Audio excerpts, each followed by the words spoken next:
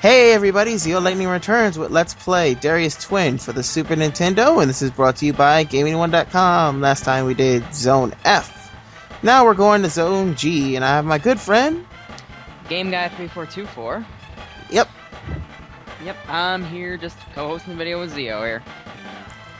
Yep.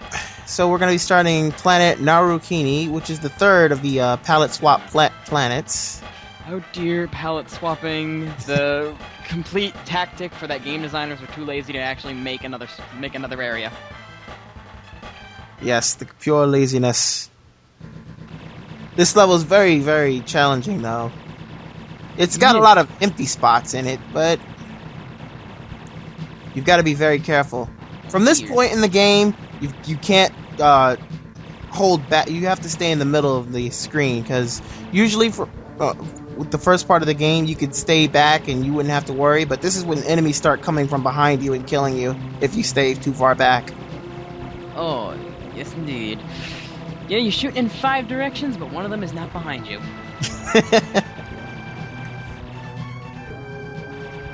Oh man. Enemies coming from behind is probably one of the worst enemies in a shooter, because it's like you gotta be careful, because it's like fast reaction timing. Especially when you can't shoot behind yourself. Oh yeah. And there is the most annoying mini-boss in this game. The frickin' octopus. It looks like a horrid cross between a lobster, an octopus, and a snail.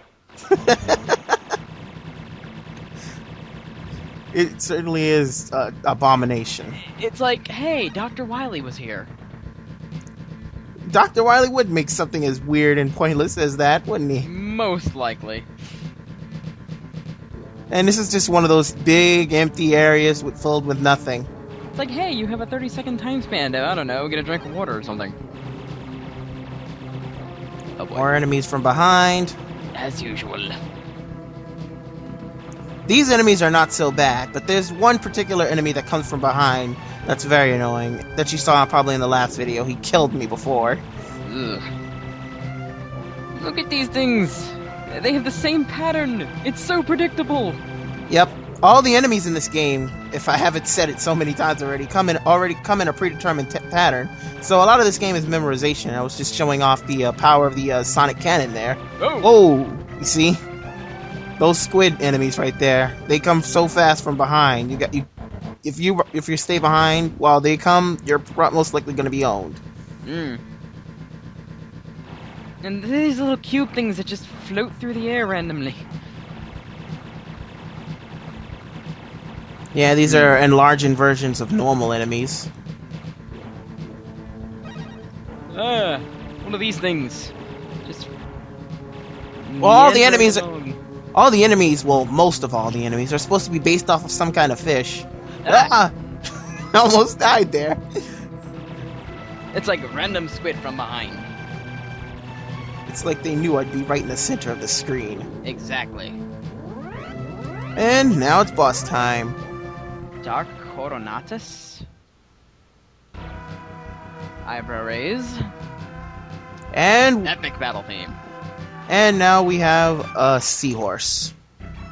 I was gonna say, yeah, it's a giant seahorse. It reminds me of the one boss from Super Mario Land, except a lot more menacing.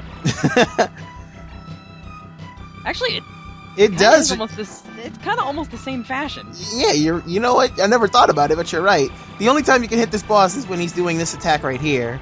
So it takes about 3 times. It takes about 3 times for him to open up before you can actually take him down. That was pathetic. It surely was. And you'll be fighting that boss again in another level, the palette swap version of this level, which is actually easier. Exactly. Anyways, peoples, in the next part, I'll be doing Zone H. So this has been ZeoLightning and GameGuy3424 here. Thanks for joining me. And I'll catch you guys next time. Later, peoples.